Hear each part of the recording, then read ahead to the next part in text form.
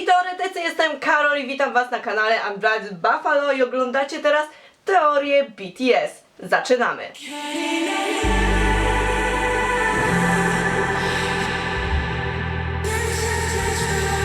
Dość sporo czasu minęło od ostatniej części teorii BTS, gdzie omawiałam notki. Na tyle dużo tego czasu minęło, że BTS zdążyło wydać kolejny album i ukazały się kolejne książeczki z notkami, a jak dobrze wiemy, to co się znajduje w tych notkach jest naprawdę ważne dla całej teorii, bo jest tam wyjaśniona sytuacja i cała historia jeszcze z czasów I Need You, a więc ta historia jest naprawdę obszerna i trzeba się na tych notkach skupić, dlatego nadrabiamy zaległości. Jeżeli pamiętacie ostatnią część, gdzie omawiałam notki, jeżeli jej nie pamiętacie lub w ogóle jej nie widzieliście, to oczywiście zachęcam do obejrzenia filmiku, link do niego znajdziecie w opisie tego odcinka, ale wracając do tematu tych notek, tam było 14, jak się później okazało, wcale nie było ich 14, a 21, a to o wiele więcej niż ja miałam wtedy przetłumaczonych. Ale Big Hit jak zawsze lubi nas zaskakiwać, więc dołączył te notki w taki sposób, jak dołącza się fotokarty, czyli po prostu książeczki były różne, przypadkowe i prawdopodobnie trzeba było kupić milion albumów, żeby odkryć je wszystkie. I przez to, że ostatnim razem miałam ich mniej niż 21, zrobił się niezły chaos i żadna historia do siebie nie pasowała,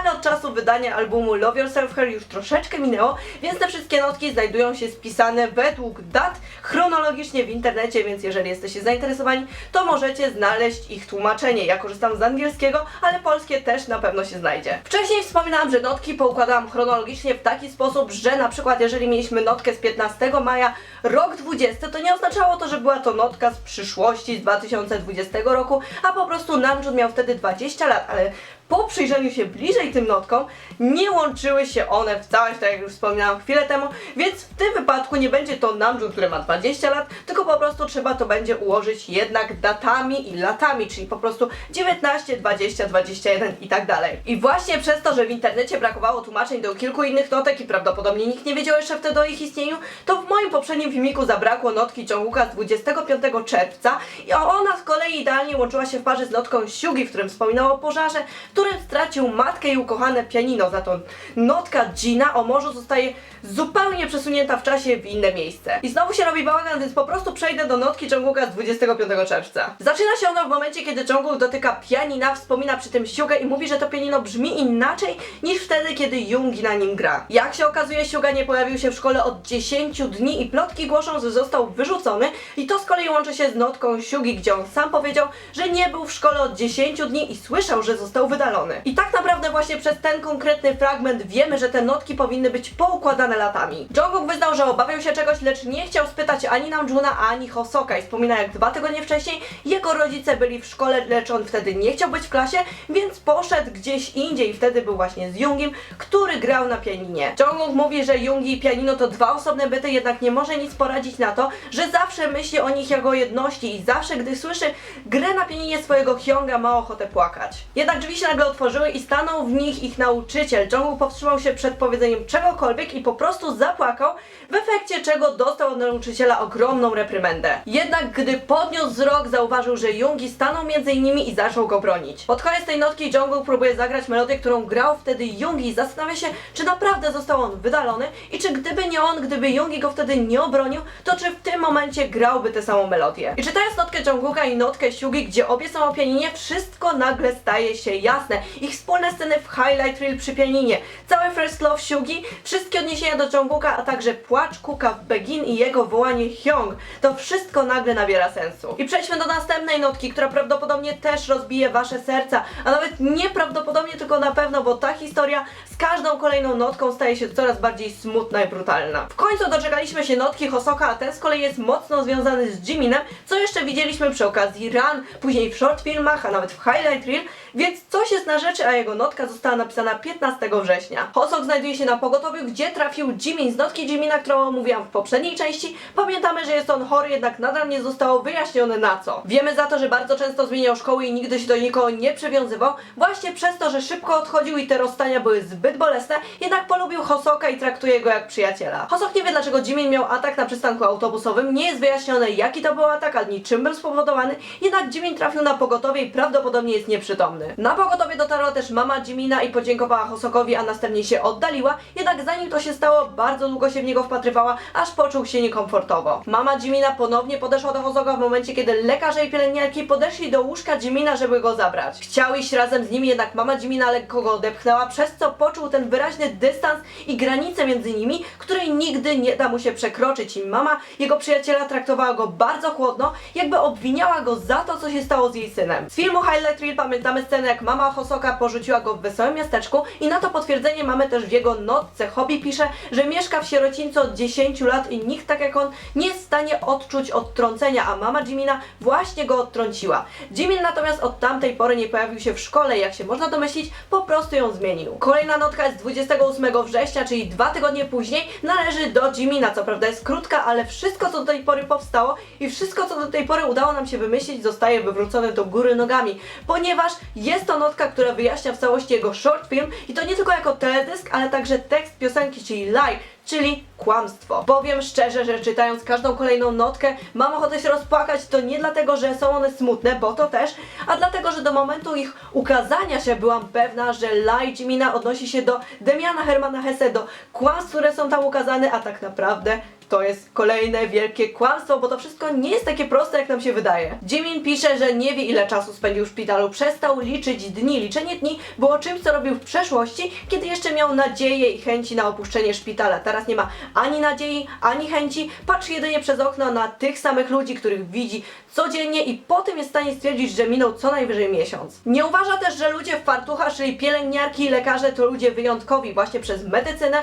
wszystko stało się słabe i nudne, ale ten dzień, czyli 28 września, jest dniem wyjątkowym i Jimin uważa, że wszyscy powinni zapisywać tę datę w pamiętnikach. Jednak on tego nie zrobi, bo nie chce, żeby to, co zamierza zrobić, stało się w jakikolwiek sposób problemem. Tego dnia, czyli 28 września, Jimin skłamał po raz pierwszy. Spojrzał w oczy lekarza, udał przygnębionego i powiedział mu, że niczego nie pamięta. Tego się nie spodziewałam i nigdy bym się nie spodziewała. To, że Jimin trafił do szpitala, widzieliśmy zarówno w Run, jak i jego krótkim filmie, i teraz w jakimś stopniu już rozumiemy dlaczego. Co prawda nadal nie wiemy, co dolega Jiminowi, ale wiemy, że właśnie do tego odnosi się jego krótki film, natomiast sama piosenka, czyli Lie, odnosi się do tego kłamstwa, które zostało zapisane w jego notce.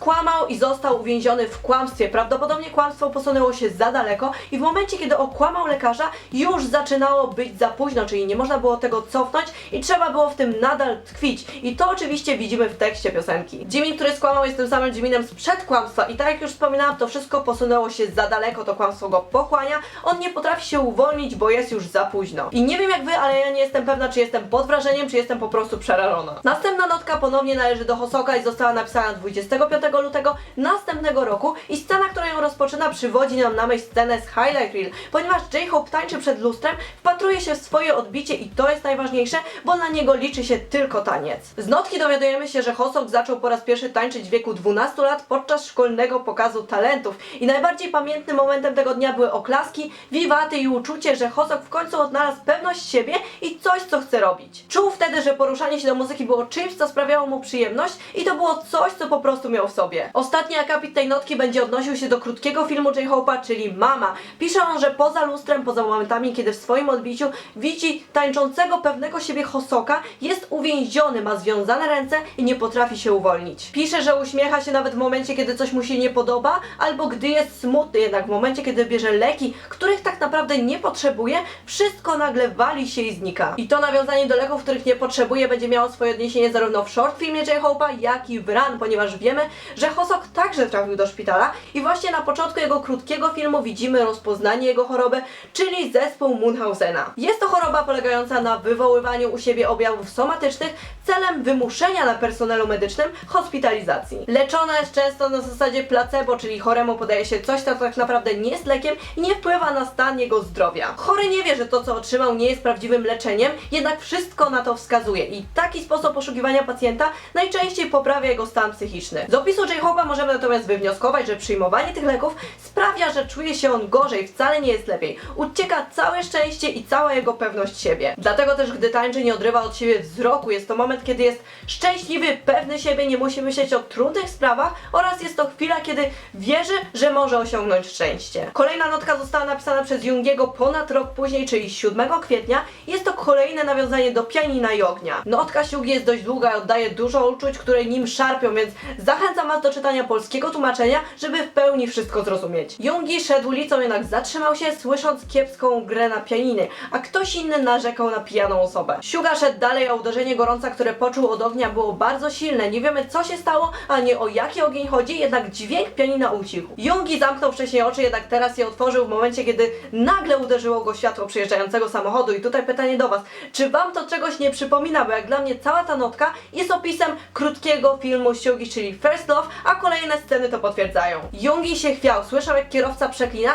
jednak nie słyszał już dźwięku pianina, ponieważ ktoś przestał grać. Pytanie brzmi, kto to był? Popiół uniósł się w powietrzu, a Jungi znów poczuł uderzenie gorąca.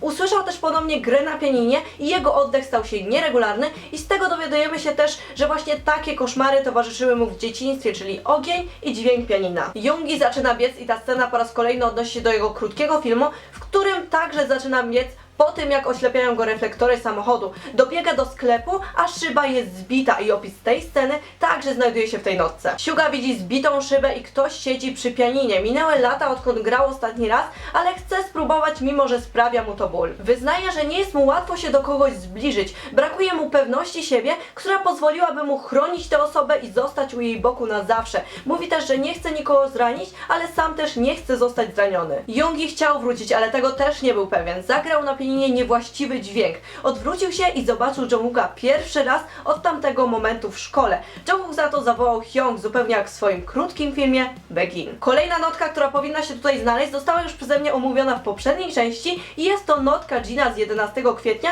ale pokrótce przypomnę Wam, o co tam chodziło. Jin udał się nad morze, nad które zazwyczaj jeździli wszyscy razem i nic nie zmieniło się w jego wyglądzie, poza tym, że w tym momencie Jin był kompletnie sam. Wspomina on, jak 2 lata i 10 miesięcy wcześniej siedzieli nad tym morzem wszyscy i mimo, że byli zmęczeni, liczyło się tylko to, że są razem. Jin odjechał po drodze, mijając szkołę, do której wszyscy chodzili i zauważył światła na stacji benzynowej, na której pracuje Namjoon. I kolejna notka należy właśnie do Namjoona, jest napisana tego samego dnia, czyli 11 kwietnia i wprowadza znowu nieco chaosu do całej historii, ponieważ z poprzednich notek, a szczególnie z notki Jina, mogliśmy wywnioskować, że Bangtani nie są już razem, a tutaj dzieje się coś innego, ponieważ mamy kilku członków w jednym miejscu. Namjoon, Taehyung, Hoseok i Yoongi znajdują się w jednym miejscu i jest to przyczepa. W tej notce mamy opis, jak V wybiera koszulkę, jest to taka sama koszulka, jaką ma na sobie Namjoon. Koszulka V jest podarta, dlatego w momencie, kiedy on ją z siebie zdejmuje, na jego ciele można dostrzec liczne siniaki, co sprawia, że Hoseok patrzy na Namjoona ze zdziwieniem. Namjoon wyjaśnia, że się spóźnił, dlatego że V chciał robić graffiti, ale złapała go policja,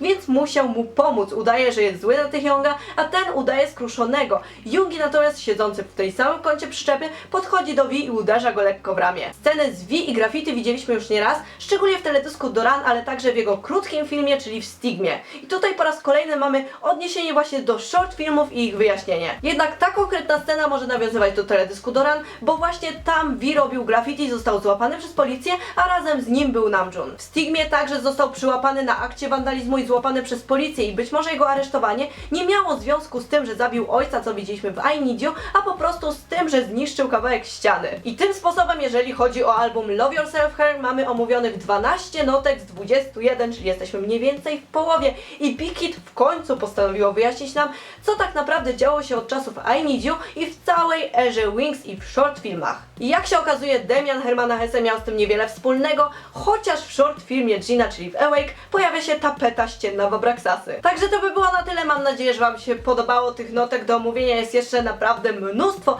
szczególnie tak jak już wspominałam, ostatnio pojawiła się nowa książeczka wraz z albumem Love Yourself Tear, a te notki, które tam się znajdują, dopiero wywracają wszelkie teorie do góry nogami. Także nie zapominajcie o komentarzach z Waszymi teoriami, z Waszymi opiniami i zostawiajcie łapki w górę i do zobaczenia w następnym filmiku.